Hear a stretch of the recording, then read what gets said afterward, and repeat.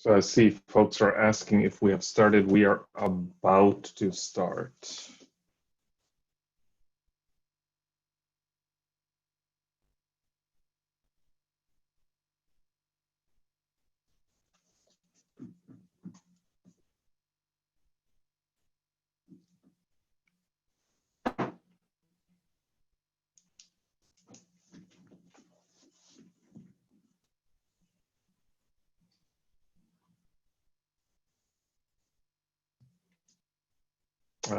So there's a few technical things with people signing in, but I think people are figuring it out. So, okay, we're getting there.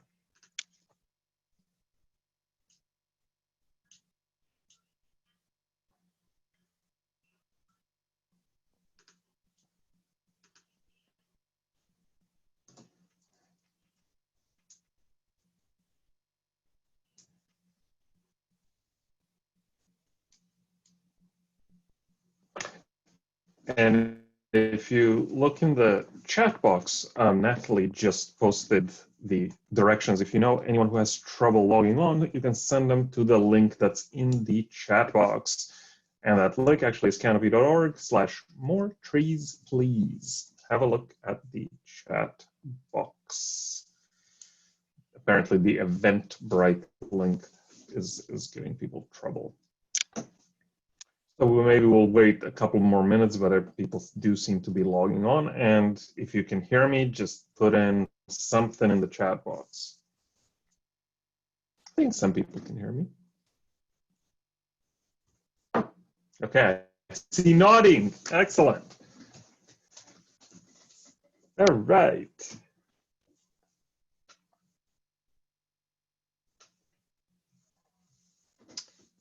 All right. Maybe one more minute and it'll be 10:05 and we'll get started.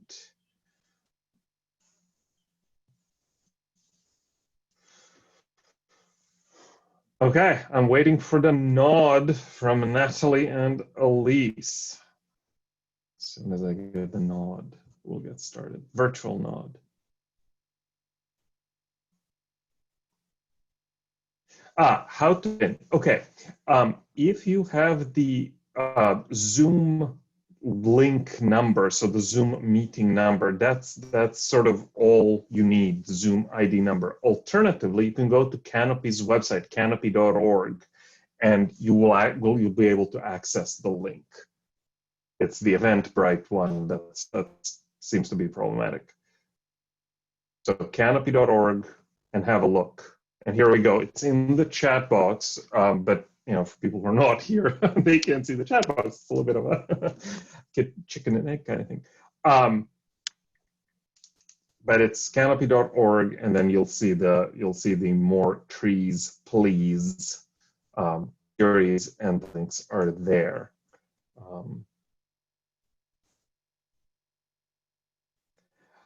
Okay, so let us get started. I will start my video now. I can't start my video. Well, that's okay. You'll hear my disembodied voice, which is probably better because I haven't had a haircut in 6 months. So this is good. This is, just imagine this is what I really look like. It's not. Welcome to the second in a series of webinars. This one entitled Landscape Resilience Lessons from the Facebook Bayfront Campus. And this webinar webinar series is put on by Canopy. Canopy, of course, is our host, an urban forestry community-based organization that plants and cares for trees throughout the Mid-Peninsula. And Canopy is hosting this webinar series to provide guidance from Bay Area experts about different ways to ensure resilient urban forests. And really, we're focused on useful tools and information that decision makers could use. Let me introduce our speakers today, and I am guessing that you can see our speakers and they'll nod or wave. Our first speaker will be Lauren Sweeze, who's the Sustainability and Landscape Project Lead at Facebook. All right, Lauren. Our second speaker will be Reina Denord, who is a principal with CMG Landscape Architecture. All right. And our third speaker will be Molly Batchelder, a consulting herbalist with SBCA Tree Consulting. Molly, nod, smile, wave. Okay, all right, excellent, outstanding. So, how are we going to run this? Well, it's quite simple. If you need technical support, put it into the chat box, and Natalie will. Oh, I can't see anything. Oh no. Okay, hold on. I will stop my share. Well, I'll stop my share in a moment. Let me just get through this little bit. If you need technical support, put it in that chat box and Natalie will help you out. Whereas if you want to ask questions for the speakers, that goes in the question and answer box, and Elise will be moderating those questions. So we will get to your questions. If we don't get to your questions today, we will add them to the Canopy website sometime in the next week. So we'll try to get to it as soon as we can, but definitely within a week. This webinar is being recorded. And after the webinar, you'll be prompted to fill out a survey. So please do that so we know how well we're doing. And also, if you are an ISA certified herbalist and you want your CUs, then you have to fill out the survey. So fill out the survey. So without much further ado, I will stop my screen share. So I hope you can all now see the speakers. And our first speaker will be Lauren. So Lauren, take it away. Just a reminder, technical difficulties go into chat box. Questions for speakers go into the question and answer box. So Lauren, take it away. Thank you. Thank you. And it's great to see everybody this morning, or to know that you're out there somewhere. I actually can't see you. I did want to say that my internet is somewhat unstable sometimes. So if you see my video going up, it's because I'm having an unstable internet. So don't be surprised. There's so many students and people who working from home. It's been an issue in my neighborhood. So good morning, everyone. It's great to be here. And we're really excited to tell you about Facebook's amazing Bayfront campus and the landscape there. This is a 70-acre campus, but first I want to thank Canopy for all their incredible work over the decades. I've known Canopy for years and years. Such an amazing organization, and appreciate all the work on the Mid-Peninsula to build an urban forest. And some of that work has been around the Facebook campus. And when we first moved there, I remember that our team did a planting on the Bellhaven School campus in the middle of the pouring rain. So I'm very familiar with planting trees with Canopy and getting wet while I do it in the middle of winter. But today, more than ever, with these fires, these devastating fires going on, I just want to say that Canopy's work is more important than ever. Creating critical habitat, planting trees to mitigate climate change and to beautify our cities. So thank you so much, Canopy, for your work. Now I am going to share my presentation. And if you'll just give me 1 second, I'll bring it up.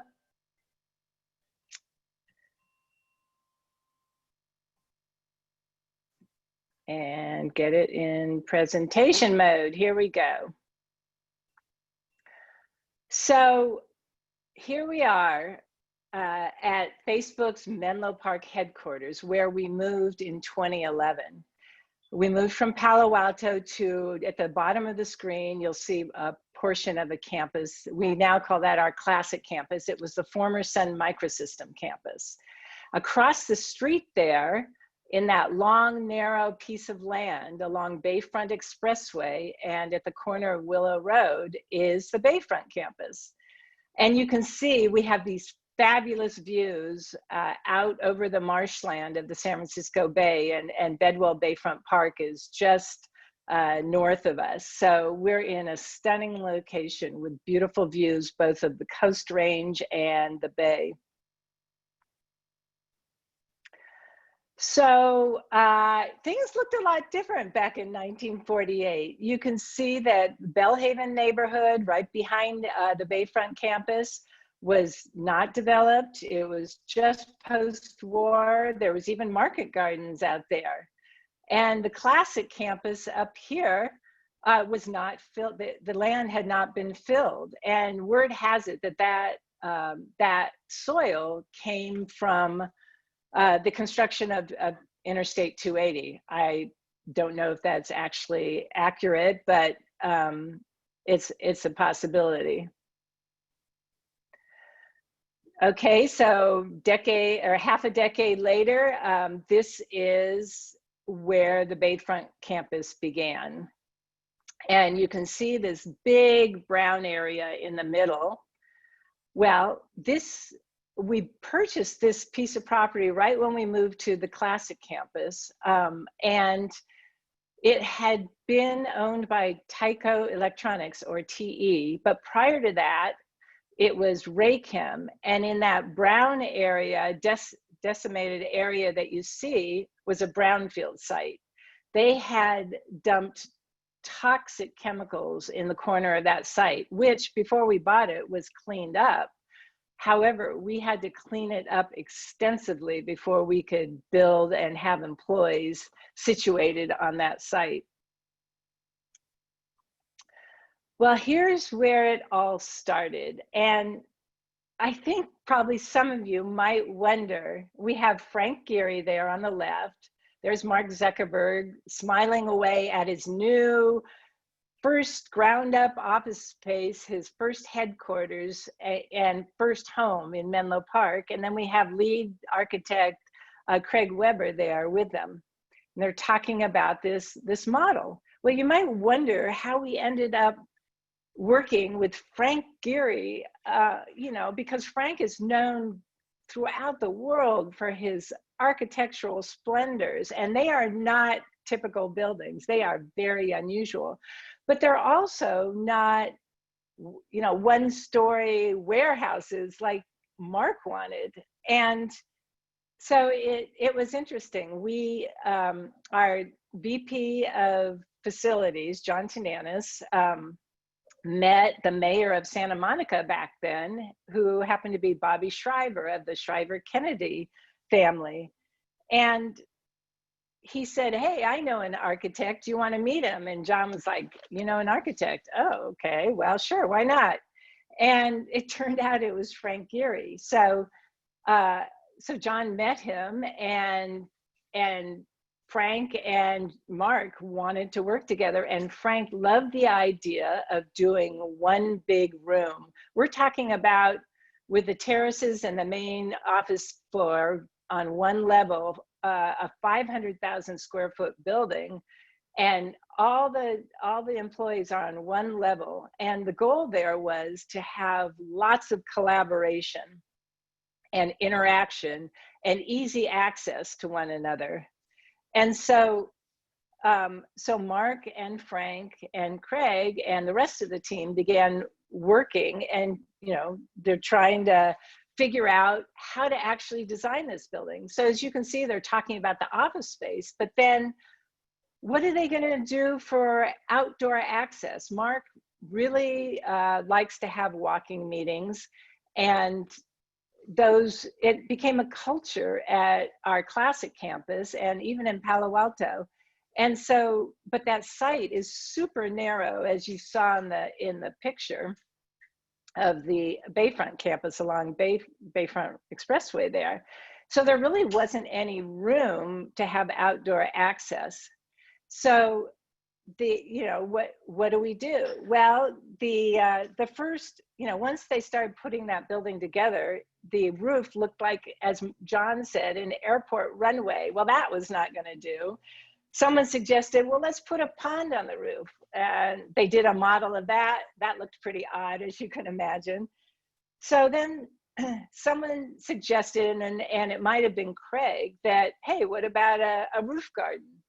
And so that's when it all began. It's like this incredible 9-acre roof garden began to develop, and the idea came up. And as you can see in the lower left-hand photo, at one point there was even this giant vegetable garden on the roof. And, you know, the team thought, oh, we'll provide vegetables for the culinary team. But they didn't want anything to do with it. Having come from Google, where they had vegetables on campus, they realized that we can't produce anywhere near enough vegetables to accommodate the number of employees we have to feed. So that immediately went out of the picture. But the photo on the right, you'll see, is pretty much the final small model of what the roof was going to look like, and the tight landscape around that. And that truck there is Bayfront Expressway. But behind that model is the much, much larger model that eventually would be completed. It was just a larger extension. So that's how Frank builds his offices. He does everything from starting with small models and then up to the larger models. Well, there are so many great moments that I experienced when I was working on this building. And, you know, CMG is going to talk about the landscape itself and the design, and they did amazing things on the campus. And I look forward to hearing Raina's presentation. I am going to go over some of my favorite moments on constructing the projects. So speaking of trees, one of my favorite things, experiences with the team was tree tagging. And a lot of it for MPK 20 was in Southern, or most of it was in Southern California. And you can see it takes a lot of people to go out tree tagging, but a lot of there's the nurserymen, there's the arborists, there's the architects, there's the landscape architect, and I was taking the picture. And then on the right, you'll see some of the fun trees we were looking at. This is an Quercus agrifolia, and I think that's 132-inch box there, with Chris from CMG and Greg from Geary Partners. Sadly, and this is why we have arborists, and Molly's going to tell you all about this, not all trees are acceptable. And this one, after we tagged it, had to be rejected because of the poor structure at the trunk. So that was a sad story, but there's a better story to come.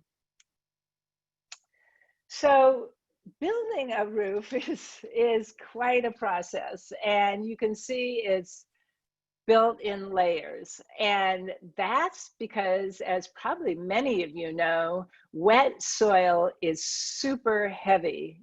And we actually had to design this building to withstand a 5-story, the equivalent of a 5-story building. I think we have 1,200 piles going 70 feet deep. Part of that is because we're in earthquake country, part of that, the unstable soil, but a good portion of that was due to the weight of wet soil. And so the foam in layers allows you to lighten the load and not use so much soil.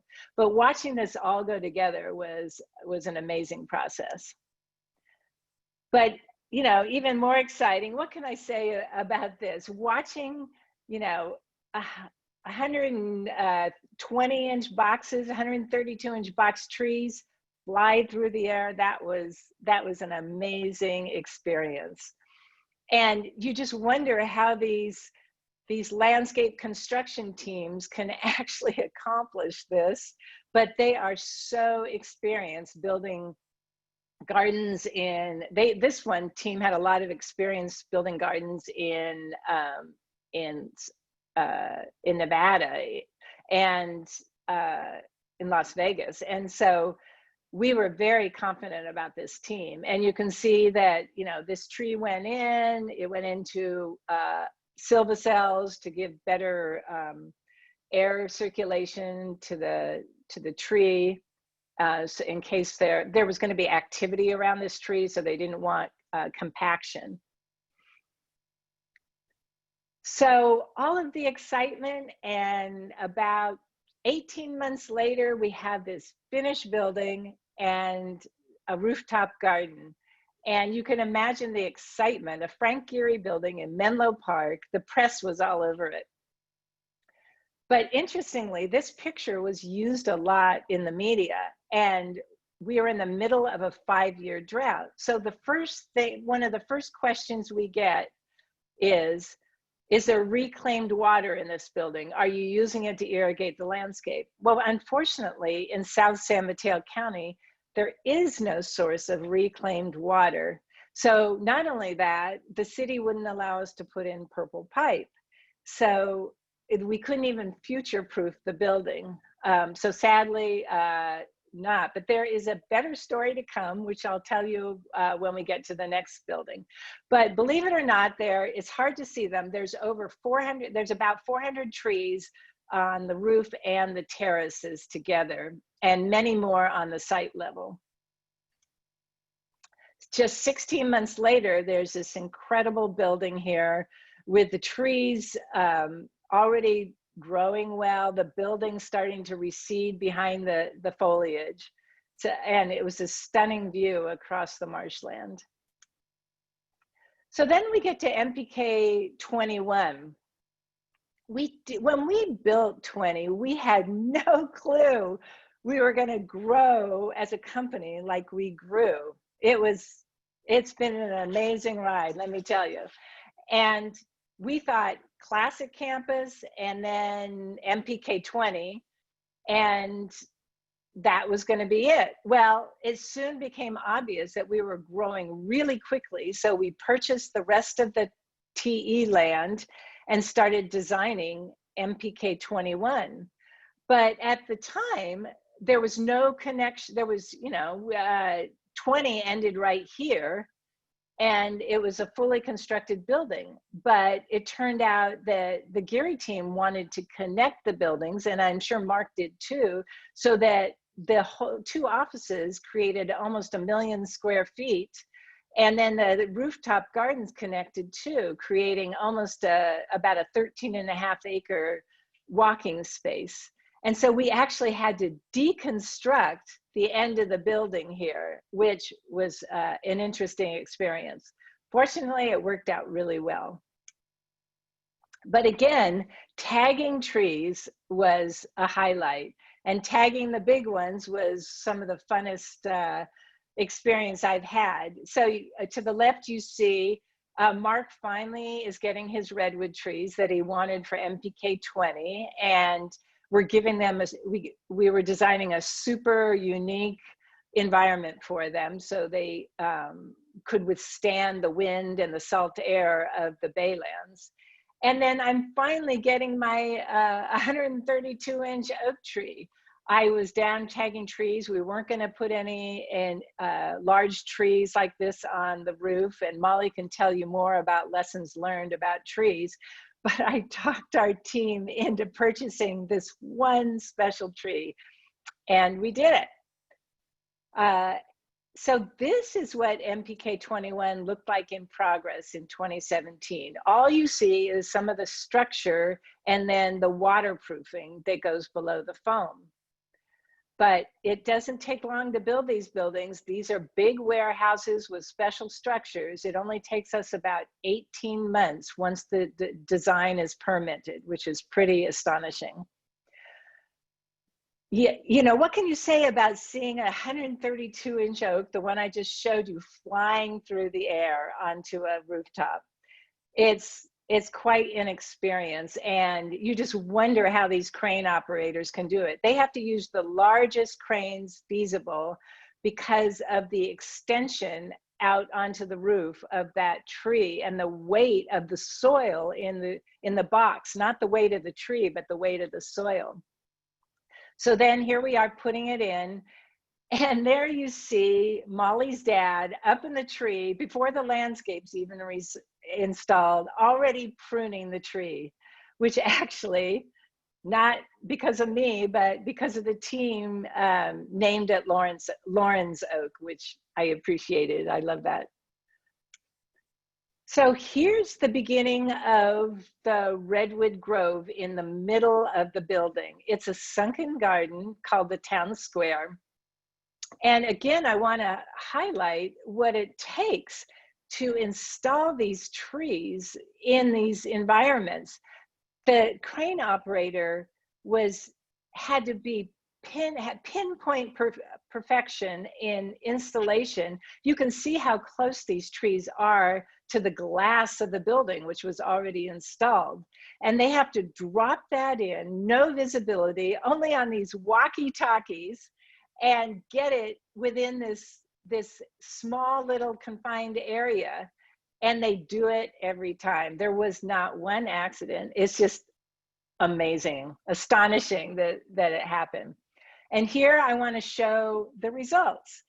This stunning town square in the middle of MPK 21 with these fabulous 96-inch oaks and some smaller oaks. And then you can see from the overhead, the sunken garden and part of the roof, which is surrounded by mechanical buildings, which was one of the things we did to block wind.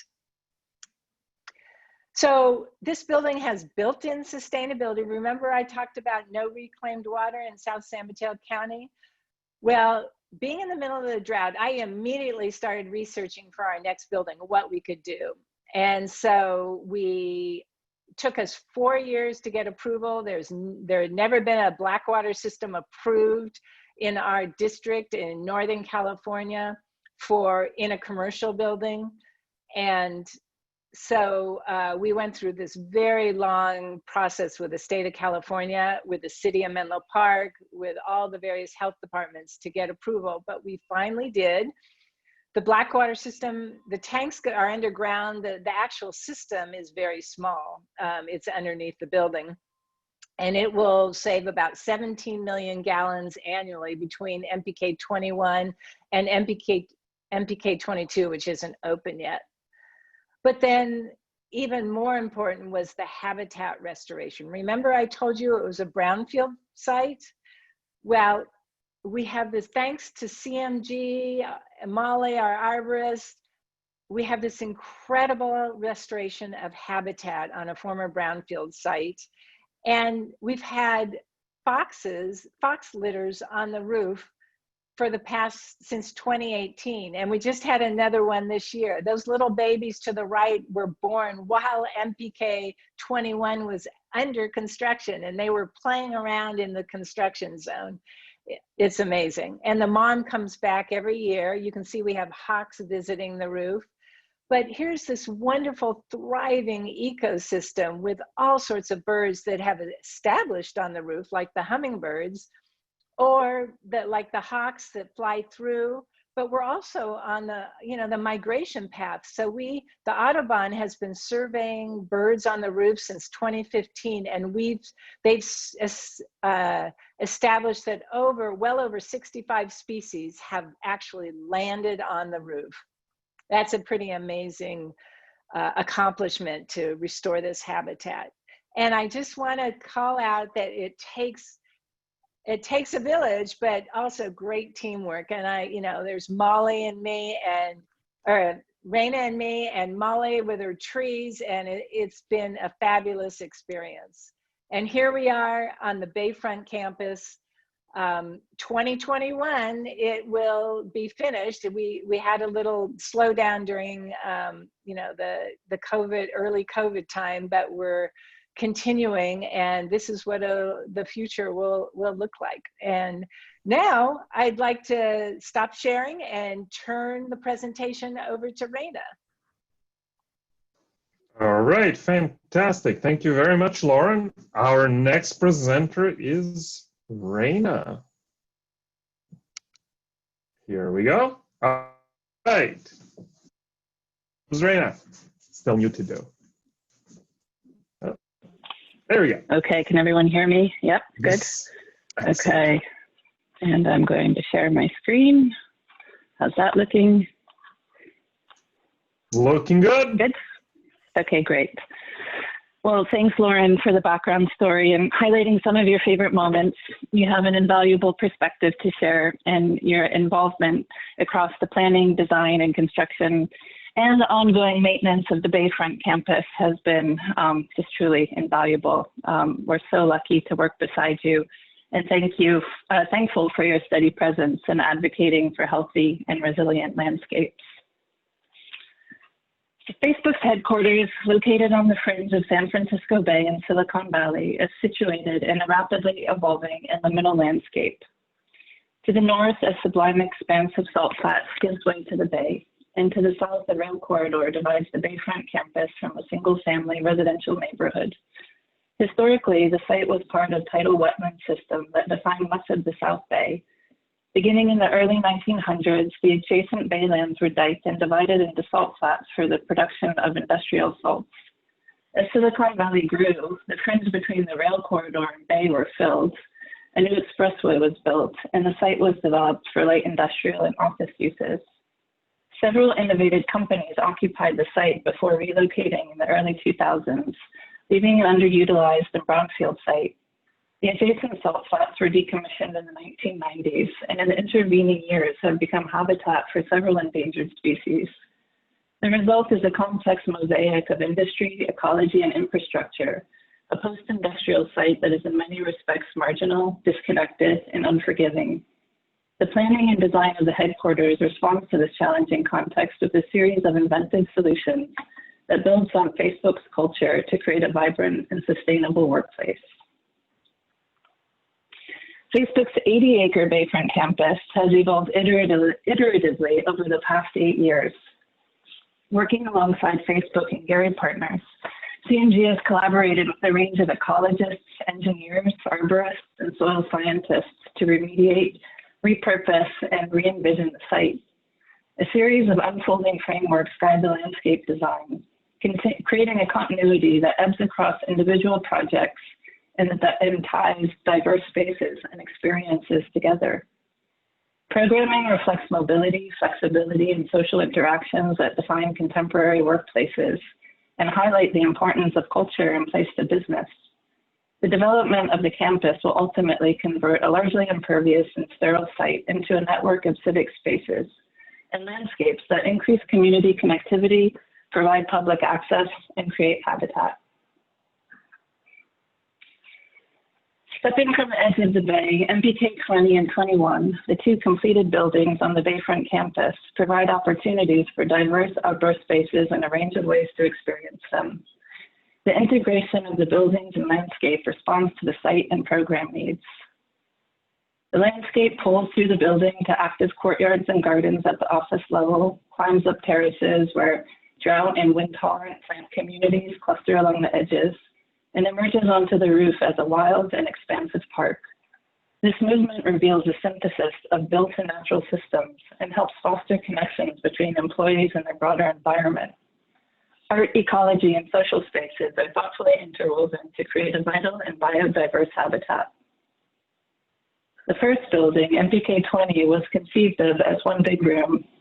Its flexible and open workspace is designed on a single level with parking set below the structure and a sprawling 9-acre green roof above. A series of wide terraces allow breakout spaces and outdoor dining directly off the office level. Stairs, ramps, and elevators distributed throughout the building provide access to the roof, and a series of pop-downs, pop-ups, and sunken gardens animate the landscape, visually connecting it with the interior. MPK 21 elaborates and expands upon these initial gestures, adapting design approaches such as circulation, light volume, social spaces, pedestrian comfort, as well as understory planting and tree selection. As the campus grows, a continuous landscape framework punctuated by unique botanic moments and social gathering areas binds the site together.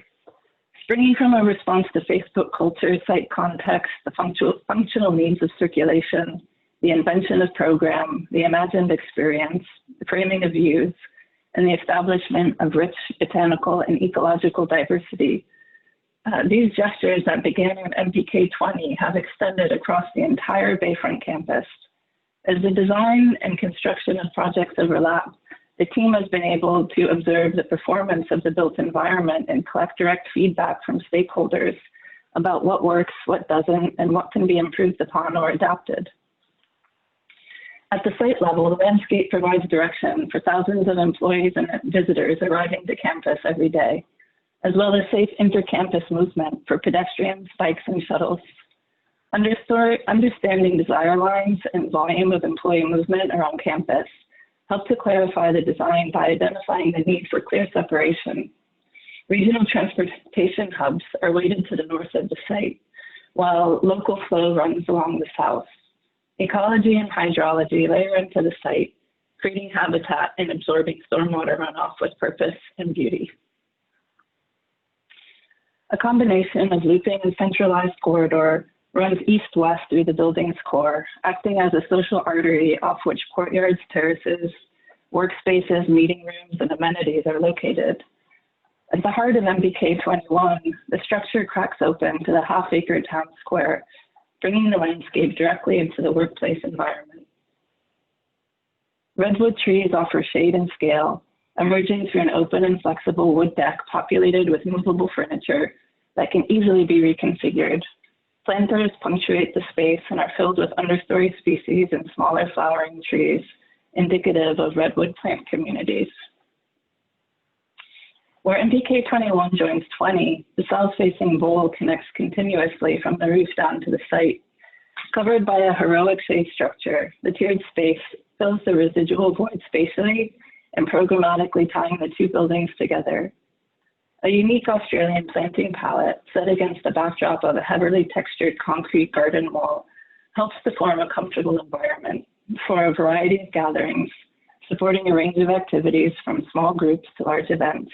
Providing both visibility and accessibility to the roof landscape is important to the activation of the park. Sawtooth lights push through the roof garden, creating interior volume, bringing natural light down into the workspace and opening views up to the roof from the office below. The frequency of stair locations, mezzanines, and terraces encourage vertical movement and circulation between the buildings and levels. On the roof, a looping pathway weaves through a continuous landscape framework of native and adaptive species. The cadence of these planting palettes expand habitat and diversity. The building intentionally engages with the landscape and brings more interior programming to the roof. Pushing the architecture to the perimeter protects the park from wind and becomes a more comfortable environment for people to spend time in. The early study of cinematic landscapes explored movement, cadence, and rhythm, as well as the idea of how the landscape has a lead role to play in expressing its own character. Moving around the park, the landscape is choreographed to frame views within and beyond. A sequence of immersive experiences unfold, from intimate garden rooms to wide vistas. Foreground, middle, and borrowed views are carefully composed to heighten a sense of openness and enclosure and accentuate syncopation. Inspired by the tradition of Facebook's peripatetic culture of walking meetings, the landscape unrolls along the paths, expanding and contracting. Drawing on the dendritic language of the adjacent salt flats, fractal-like geometries inform the ground plane.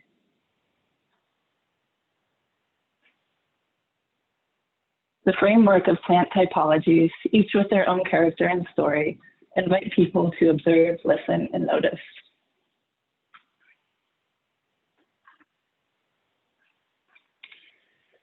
While the mechanics and components of building and landscape program have evolved throughout the design, the cultural need for places that create social interactions has remained constant. Observing how the campus is used and considering how it could be further improved informed ideas and new approaches. The town square and bowl are the most expensive and integrated outdoor areas within the office level workspace.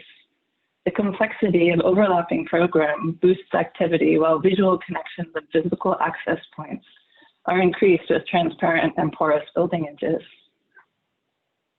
On the roof, the park is more immersive. While the pathway encourages movement, smaller decks and trellises extend where the architecture engages with the landscape and provide pause.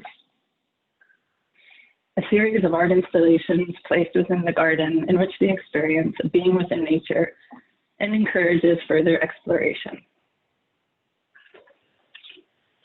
It's interesting to contemplate an entangled bank clothed with many plants of many kinds, with birds singing on the bushes, with various insects flitting about, and with worms crawling through the damp earth, and to reflect that these elaborately constructed forms, so different from each other and dependent on each so complex in a manner, have all been produced by laws acting around us. The design draws upon natural regional environments with extensive California native-based plantings, specialty gardens focused on exotic but locally adaptive ecologies occur within this larger fabric.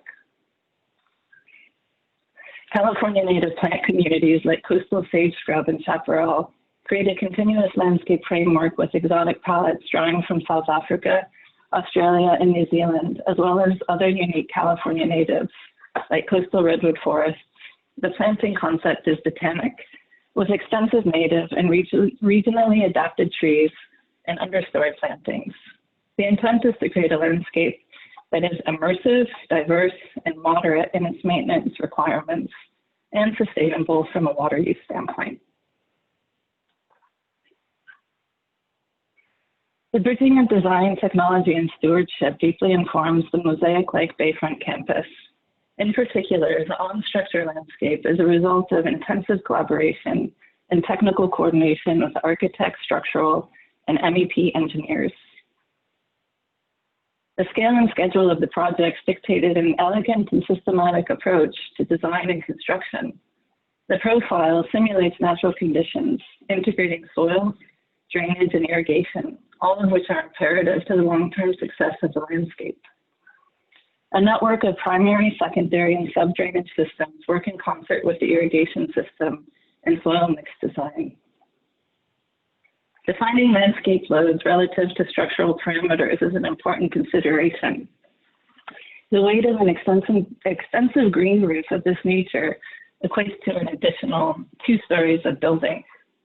For example, over 3,200 auger cast piles ranging from 60 to 80 feet deep were needed to support the building and landscape for MPK 20. Establishment, maintenance, and programming require a plan for ongoing management. As the projects take on a life of their own, we've been fortunate to be engaged in the establishment and adaptive management of the landscape over a longer time horizon. The feedback loops and lessons gleaned from ongoing participation in the stewardship of the campus are valuable not only in the evolution of the landscape, but also in how we plan and design new ones. This is the point I want to make. The experience of nature, to those who have learned to absorb it, is magic. The more you draw, the more there is to draw. In early visits to wilderness environments, you will miss out most on what's interesting. You will subsequently spot more, and begin to put names on what you see. Then will come still more details. Each species you will learn is a story in itself. As the character of work changes, so do the work environments that support it. Uncovering and clarifying cultural needs and desires deeply informs program and the design process. For Facebook, this means unpacking how core values translate into the design of a physical space, where connectivity grants directness and mobility, openness allows flexibility and transformation, and transparency encourages social activity.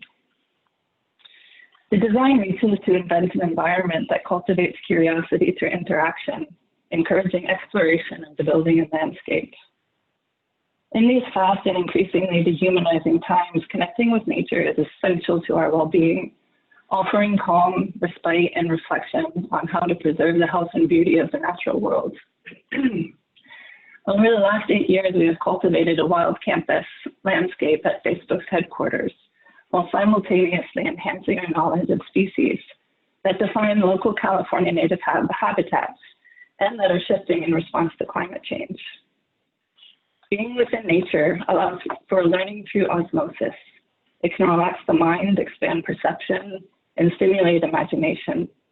Connecting people with nature through the workplace helps build vocabulary, description, and discussion about how important it is to celebrate the beauty of life existing around us.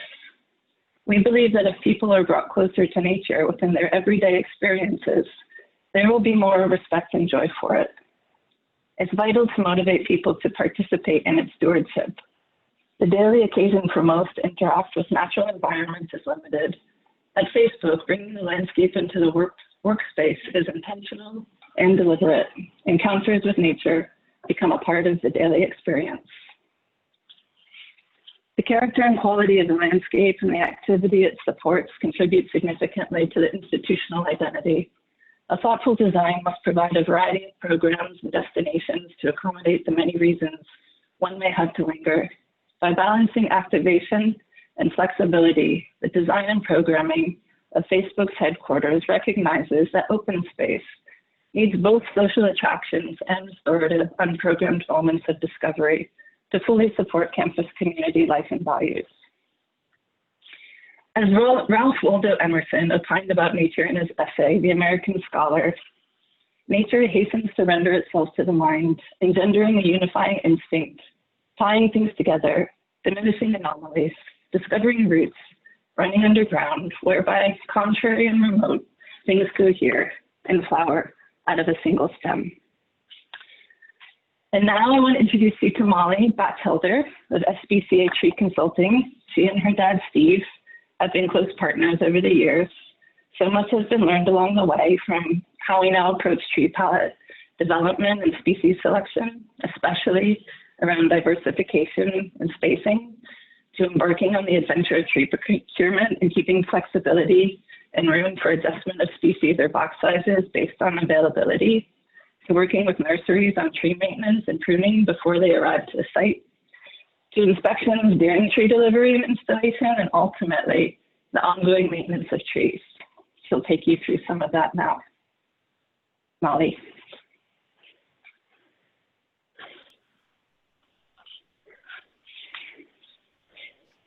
Hello, everyone. Nice to be here with you all. Thank you, Lauren and Raina. It's a really joy and honor to work with all of you. And I like to just be creative with you. So I'm gonna share my screen now.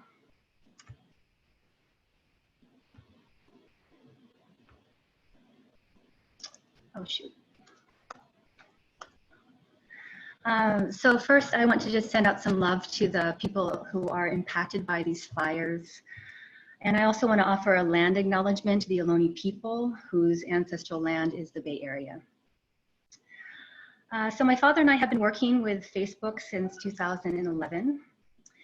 And we really engage in all aspects of tree care. So the purpose of this presentation is to share valuable information with you all and what we learned over the years. So I thought it best we start with nursery tree selection.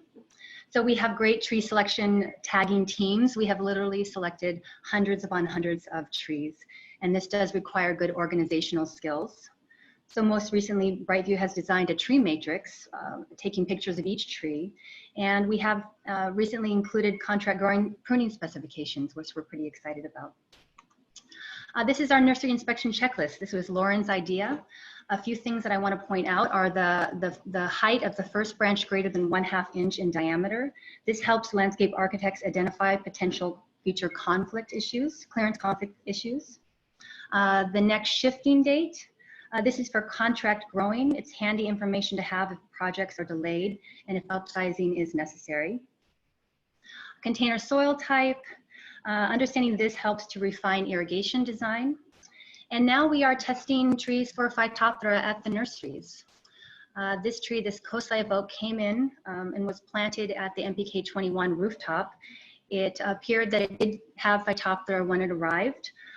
It was tested when it started to look bad, and it was positive. So today it's not really looking very good.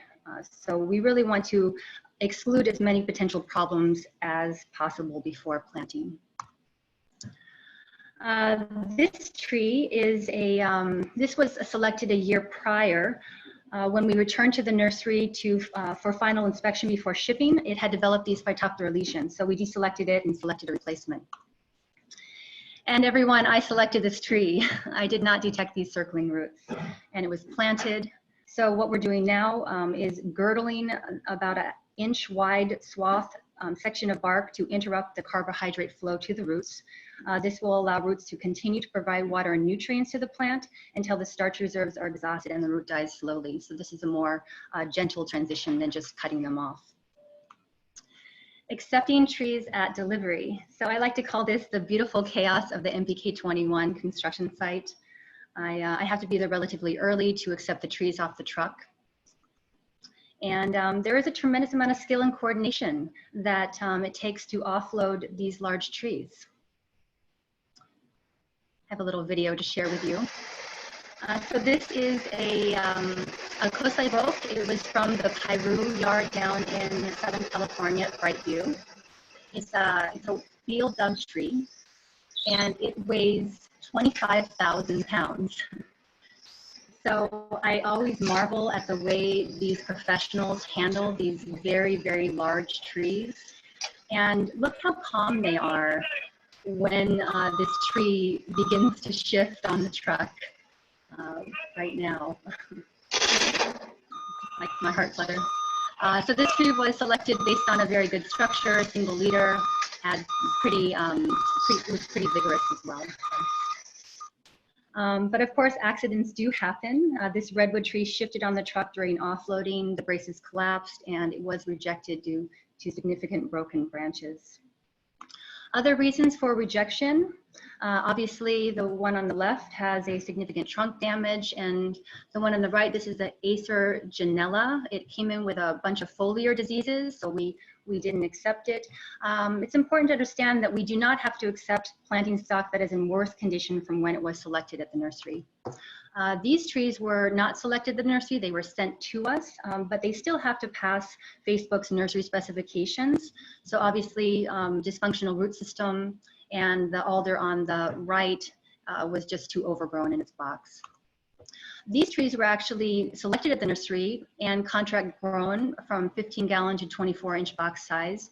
They were not properly scarified, and we rejected all 37 of them. So this is an alder tree, and it's a very fast-growing tree, and often it does have circling root issues. Tree planting at Facebook, as Lauren said, it provides the unique experience for witnessing flying trees.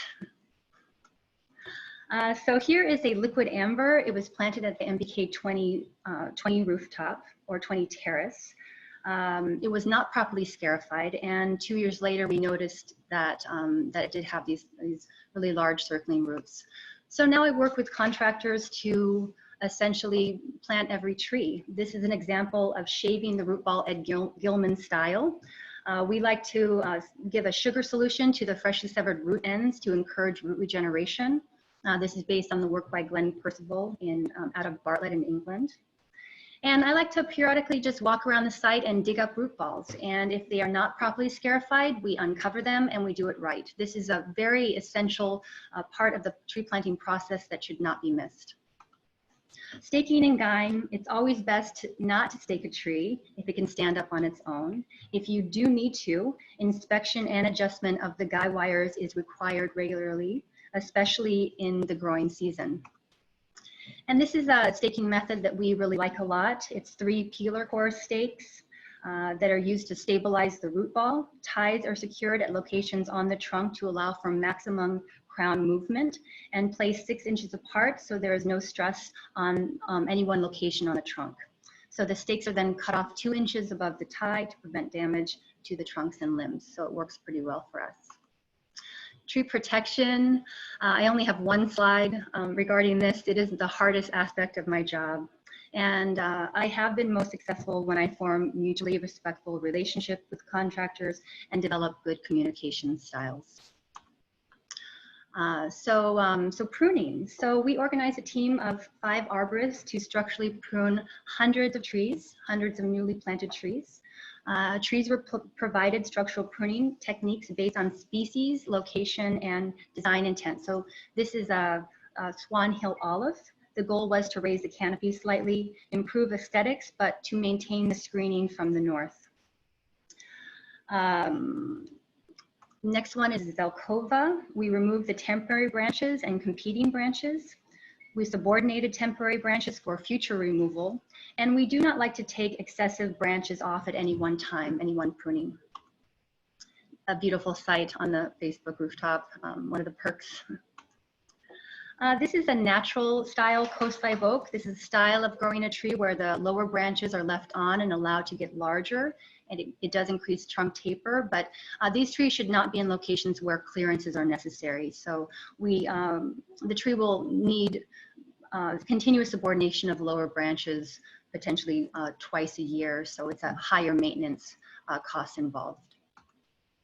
This is a valley oak. Here we determined the central leader. There we provided selective removal and subordination of temporary branches, and we focused on natural branch spacing. Here's an Alnus rhombifolia, a very fast growing tree. Here it is after pruning.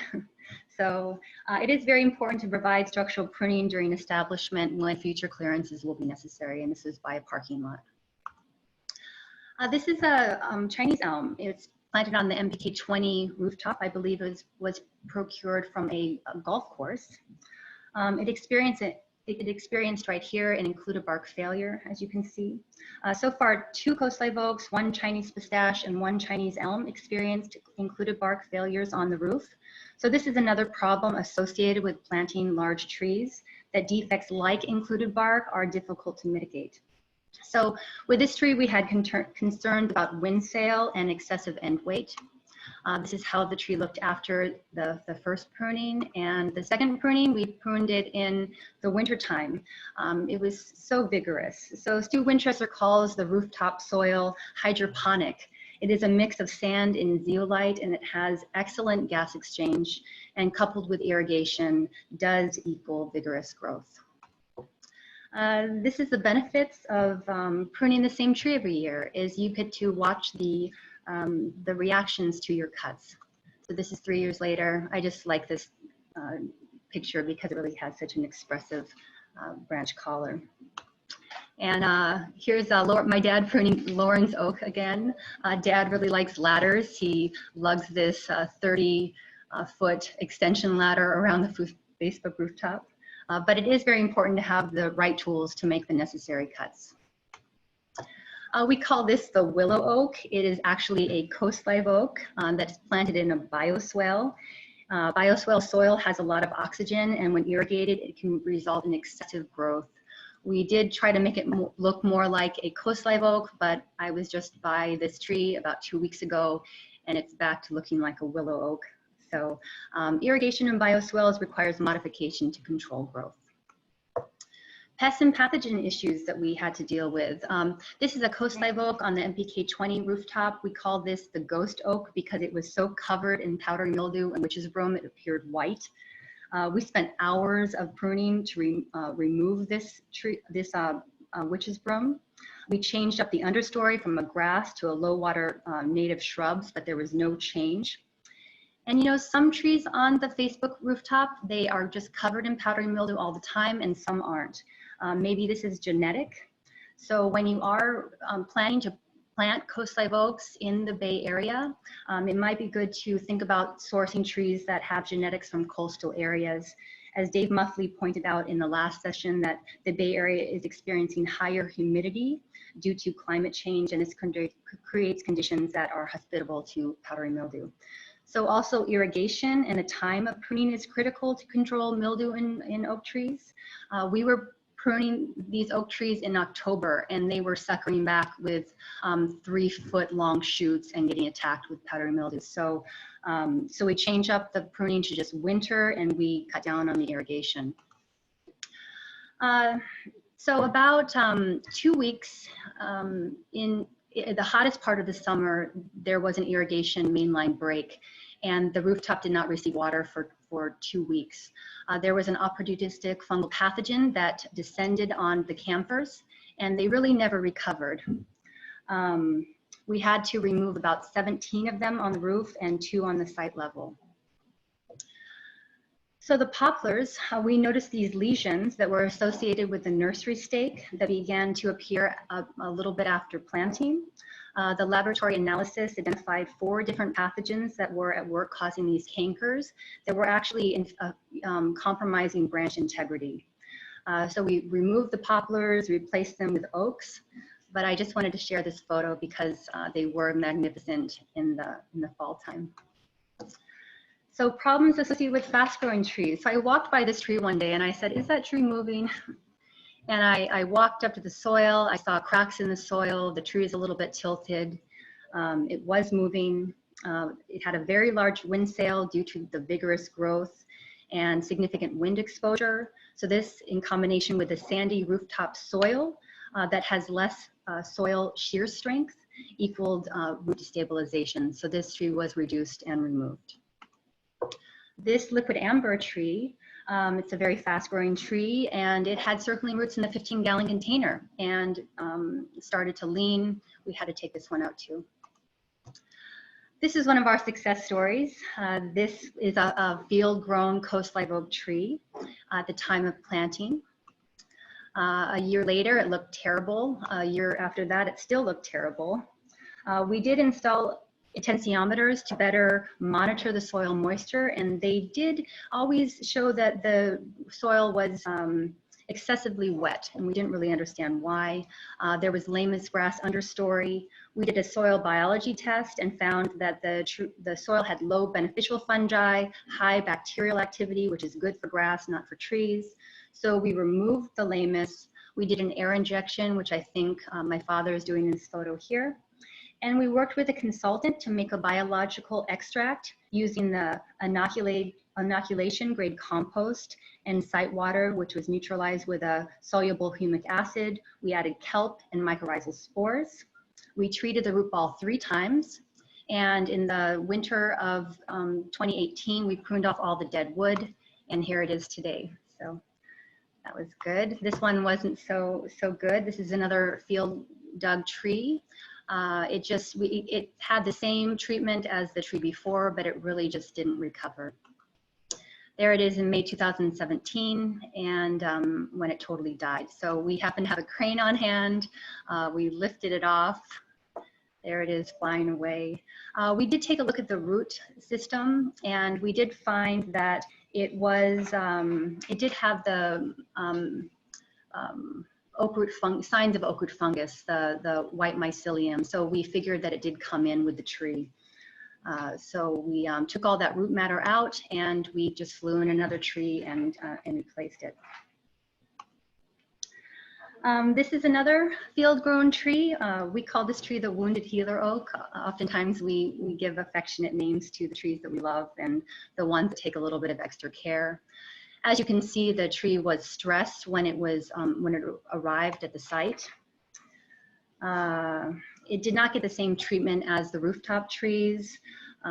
There were ties that were used during transportation that were left in the canopy that were not taken out, and they deformed the scaffold structure. And it was damaged during the construction of the security fence. And also, I think it had a hard time with the wind exposure from the bay. It got infected with pit scale, and you know, a month ago, it was not looking very good. This is another tree that had a hard time with wind exposure on the 20 rooftop. We just pruned it on the lee side, and it actually came back. And I don't know if you can see it, but there's a little fox hanging out underneath the tree there. So other problems associated with field-grown trees, these valley oaks were procured from a nursery that did not engage in intermittent root pruning. They were selected January 2016, planted shortly thereafter, and they just looked terrible. For 2 years, we finally got them removed and looked down at the roots, and they just did not regenerate. They were decayed, and so there was no wonder why the trees were not doing very well.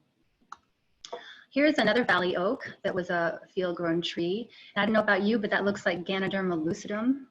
It's all over the butt of the tree. It's a moderately fast progressing white and butt rot that is associated with tree failure. So, but there are other field-grown trees that are looking great. This is a tree on the 20 rooftop. That is one of our most vigorous trees. And here's another tree. This is in the box at the nursery, and then planted actually at the classic campus. That's doing really great. So, you know, just a few more comments about field dug trees, that it is a risk that you take when you plant them. Factors that affect future viability of these trees include if the tree has received intermittent root pruning to create a more fibrous root system and to reduce transplant shock. The soil type, sandy soils. In sandy soils, trees develop larger, more expansive root systems, and larger root severance is more likely during the boxing. The health of the tree at the time of digging. Health assessment is sometimes obvious, but sometimes not. It is related to the amount of stored starch reserves. And as we know, roots do function as carbohydrate storage. The time of year the root loss occurs, spring and summer is the worst due to elevated moisture needs. The amount of root loss that happens, if there is an opportunistic fungal decay pathogen in the soil, and then excessive irrigation in the summer months can increase the activity of that fungal pathogen. So, when you are considering planting a large field dug tree, it's important that we do not accept specimens that are subpar. Smaller specimens are always a better option for you. So that is the end of my presentation. Again, thanks everyone for listening. And I think now we're going to have a panel discussion. So I'm going to stop sharing right now. Hi, everybody. I'm back. Raina's back. Thanks, Molly. That was awesome. And thanks to Raina for going over the incredible design work that CMG did. So the next few minutes, we're going to pivot a little bit and talk about the opportunities, since both of you had the opportunity to work long-term on our projects.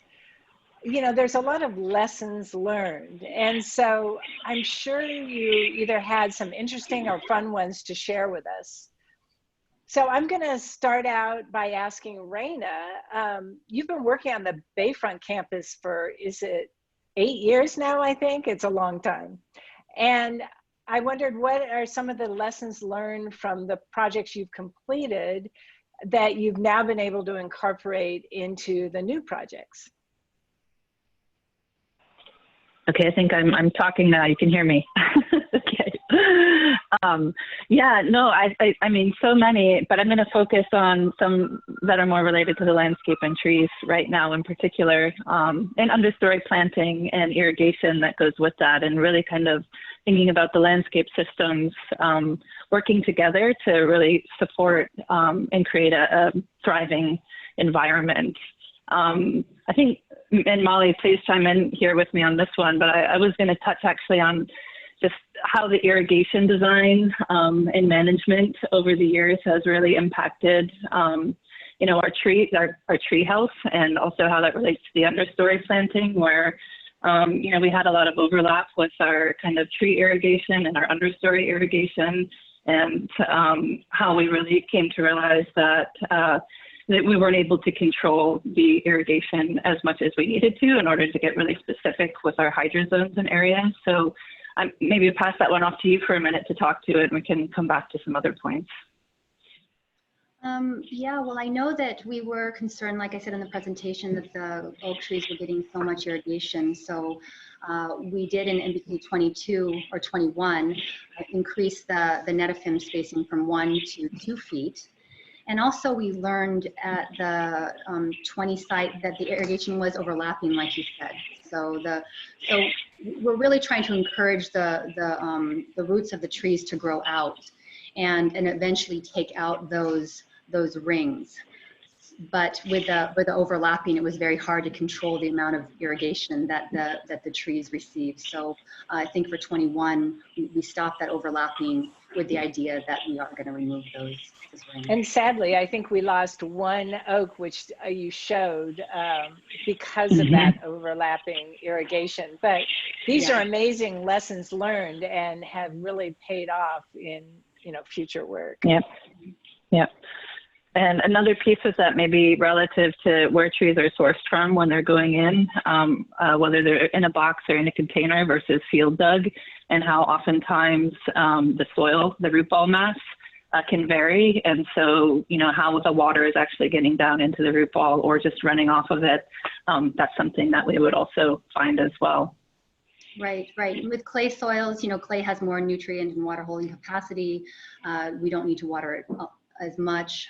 With sandy soils, Definitely it takes a little bit more water. But then we were finding that the root ball soil could be so different from the outside soil. So either the root ball was dry and the outside soil was saturated, or vice versa. So it's hard to manage that for sure. One of the questions on the thread was, do we ever take soil off the root balls, you know, before we plant them? But obviously that's pretty risky to do. So we haven't ever tried that, but you know, and then plant it in consistent soil, obviously was I think the question there. Or when you do it out in the native environment, everybody always says, don't amend your soil, plant an oak in native soil. So what do you think about that, Molly? Don't amend the soil. Well, we always say that amendments are based on soil analysis. So if you have No, I'm sorry, I meant about removing the soil from the root ball. Oh, I've never heard of that. I would, you know, what we do is definitely try to scarify the interfaces so that there's less, you know, water buildup between going from one soil to the next. But no, we just try to manage the root ball soil and the site soil, hoping that the roots are going to eventually move away and we can more focus on the site soil. Another piece I want to talk to is, and kind of touched on it in your presentation, Molly and Lauren as well, but it really gets to the cycle, I think, of how we are approaching tree selection, so the design of the palettes, as well as the actual kind of procurement where we're going out and looking at what's available. And then ultimately, well, let's stop there for a minute, because actually I think this is a big one to talk to, and how the evolution of our palettes has evolved over time, as well as thinking about box sizes. I think I saw on the chat there was a question about planting smaller trees as well.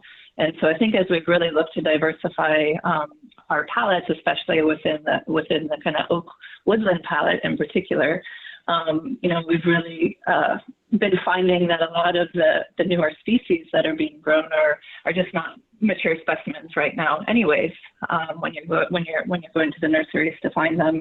And then also I think Facebook's attitude changing a bit about you know, what the expectation is at the time of planting, and this is true for both the understory planting as well as the trees, to allow for that growth, the establishment of the landscape to evolve and to actually grow and change. So either of you want to speak to that? Well, I'll just say quickly that I think we did, you know, planting a 9-acre green roof was a new experience. It really hadn't been done before. And so, you know, I remember our team was so nervous about how it would look on the first day, and they wanted instant gratification.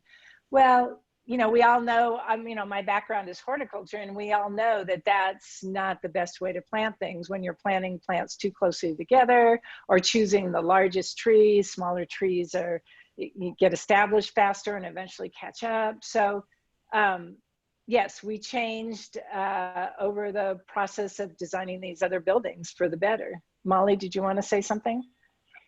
Yeah. You know, when initially when the NPK 22 landscape tree palette came out, it was very similar to the last two buildings. And so we did work with we brought Stu Winchester in and really tried to diversify our plant palette, which is based on, you know, the work of Greg McPherson and what diversity means. You know, the fact that we got smaller trees was actually by default, because not a lot of the larger trees are available anymore.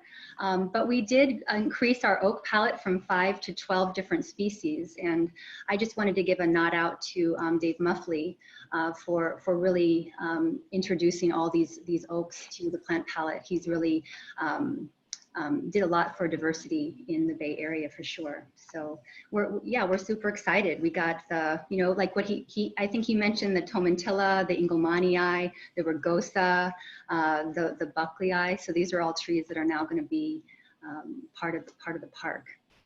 And we're excited about that diversity. It's just going to, you know, improve the interest on campus. So I love that idea, and I'm happy we are doing that now.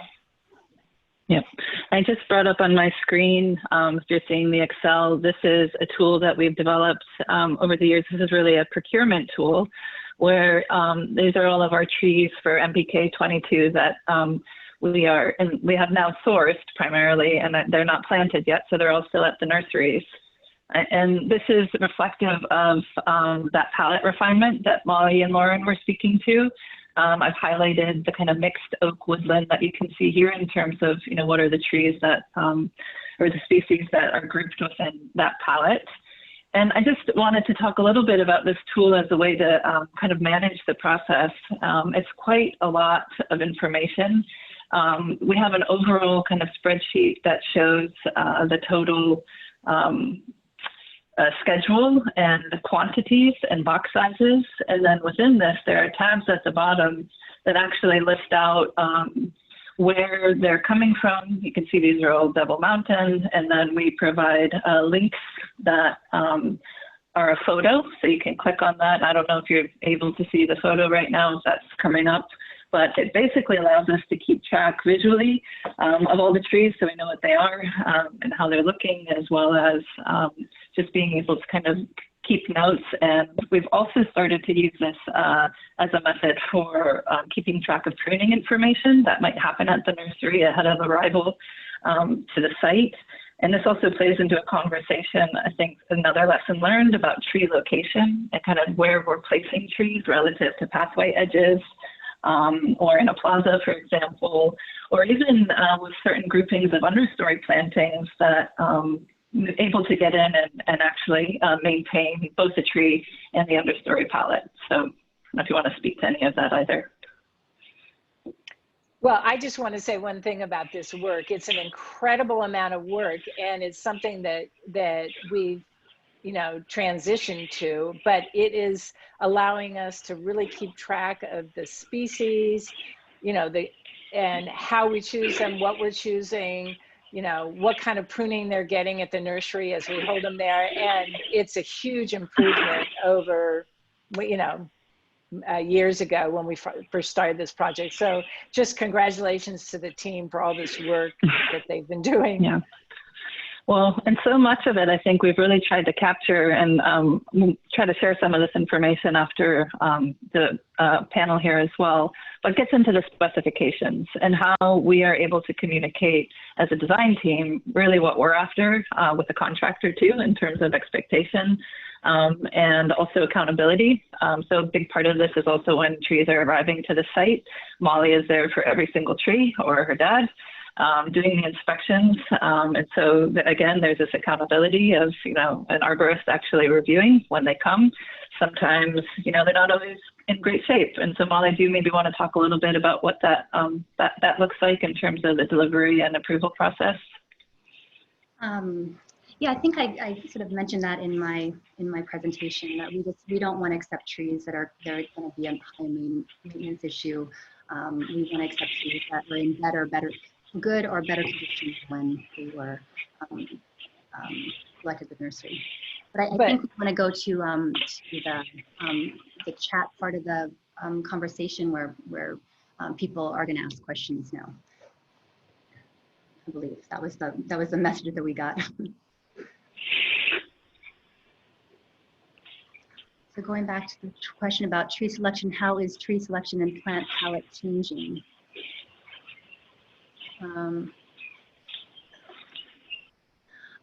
I mean, just the fact that we planted a lot of drought. Can you repeat the question? Sorry.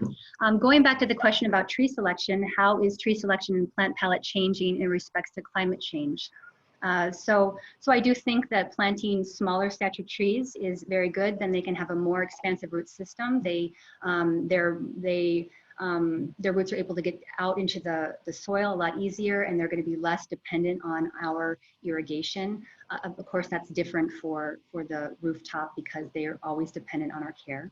But also the fact that we got these 12 oak trees in the plant palette, and as Dave Muffley said in the last presentation, that this is the tree for the future as far as drought tolerance and habitat.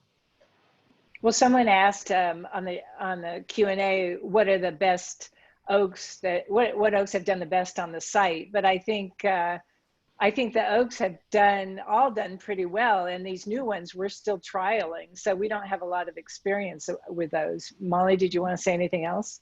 I mean, just going back to the powdery mildew issues with the coast live oaks, I mean, there is just very hard to manage.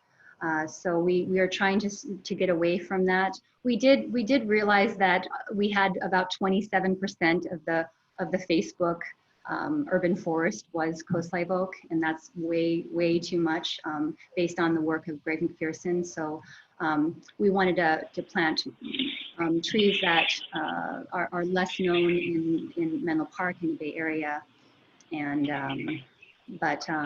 yeah, the lobatus had pit scale issues. You know, they're having kind of a hard time for sure. Quercus ilex, I've noticed a lot of just aphid, the sooty mold situation. But the Virginianas, they're doing really great. You know, they're a little bit partly deciduous sometimes, so you think they're not doing good, and then they explode with new leaves. So, but that's the only experience that we have with oak trees so far on the Facebook campus. We'll get back to you when all these other oak trees are planted.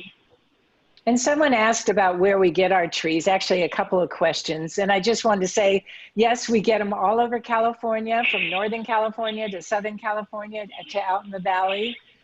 We have a lot of nurseries that we use, and Molly, you can name some of them, but we've gotten a few trees from Oregon too, which, you know, to me, that's a little bit borderline because that's not our climate. So I prefer to find trees from those that are grown, you know, in our climate. But sometimes you can't find trees in California, so you have to go elsewhere.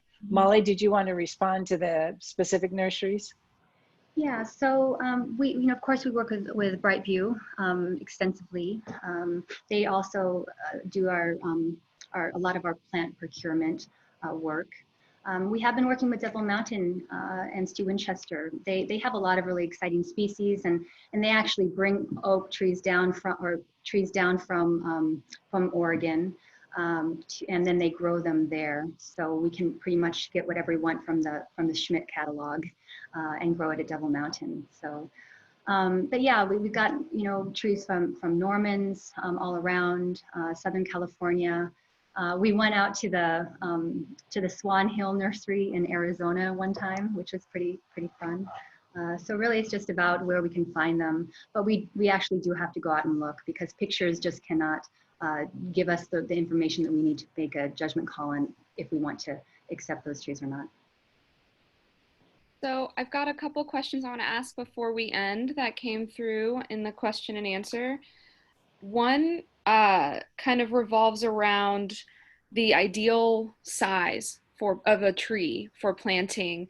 You all contract grew, and it would be great to know about how many trees and plants you had in your contract grow. And do you think that growing to that larger size that you eventually installed in the landscape, do you think you could have avoided some issues if you had grown only up to 15-gallon 24s, 36 boxes, and things like that, rather than trucking in so many of those larger ones? Or were you just focusing on more of the larger ones in your presentation, but a larger number may have just been smaller?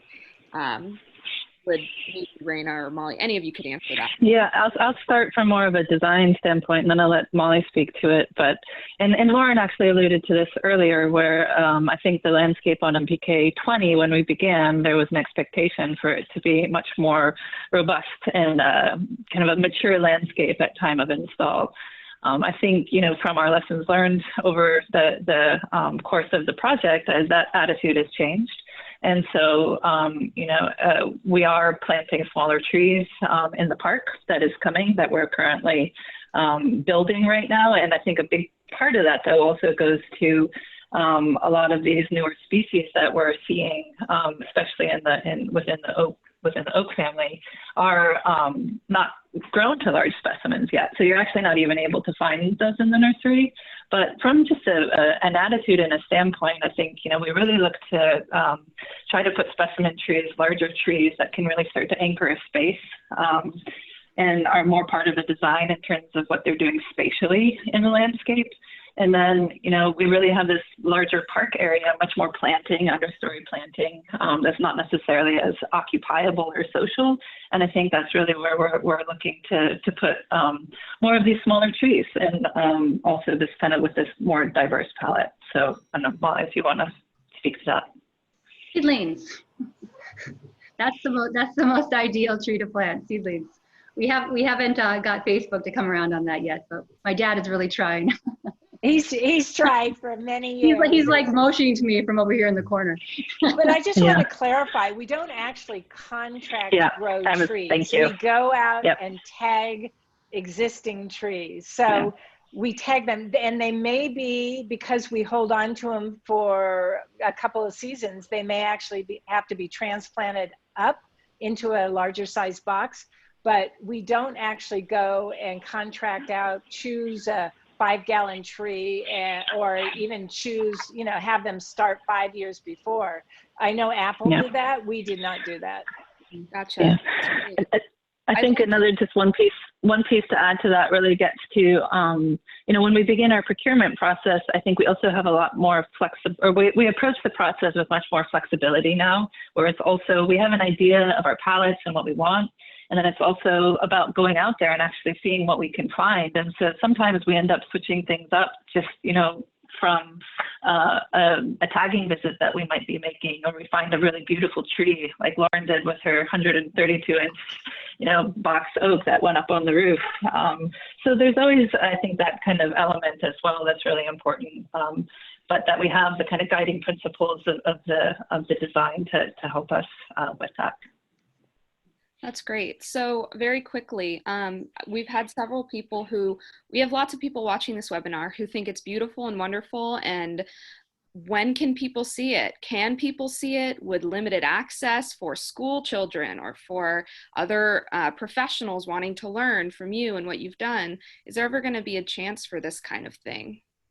Well, I'll have to answer that from Facebook. Unfortunately, and I already answered one question on the Q&A. Unfortunately, we consider the rooftops part of our working space. And so that working, you know, it's just like the office level, it's private. And so we can't invite large groups of visitors up to the roof.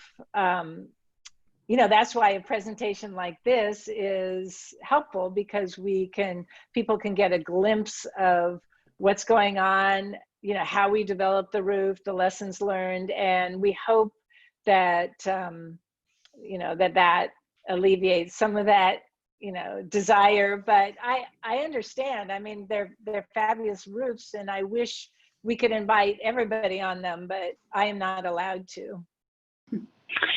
Although I will say that last thing is that with the new MBK 22 park, there will be a public access component that connects up to a new bridge that will cross over Bayfront and up to the Bay Trail.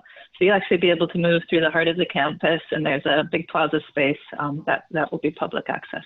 Yeah, and that's on the site level, and it'll have access, you know, for the Belhaven neighborhood, but, you know, anyone else that wants to come through there. There isn't parking there, so that's why, you know, the bridge over Bayfront Expressway is a bike ped bridge, and so if you ride a bicycle over that direction, then you can, you know, stop by the park, then ride over to the Bay Trail. All right, well, thank you to our 3 outstanding panelists. I think that's probably good. And it's time to end. Just remember that we will provide answers to the questions by early next week. Please fill out the survey at the end of the webinar as you exit the webinar. And if you are an arborist, you have to do so to get your CEUs. There's even a link to the survey in the chat box if you're impatient. The next webinar is going to focus on the collaboration between planners, arborists, and landscape architects during the review and permitting of development projects. So this is the sort of Save the Trees During Development webinar.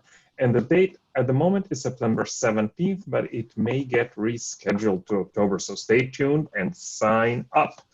And I think that's it. Thank you all for attending, and enjoy the rest of your day. Thank you. Thanks so much. Bye now.